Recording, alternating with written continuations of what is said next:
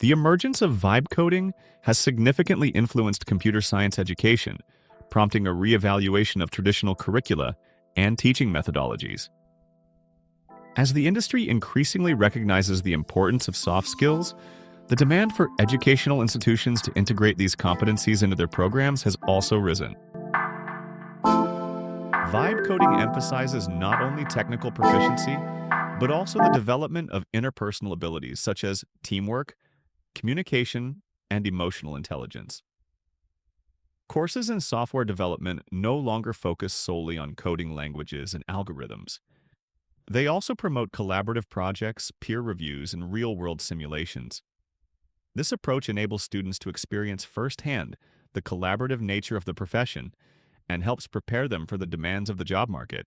Educators are transitioning from traditional lecturing methods to more interactive and student-centered learning environments.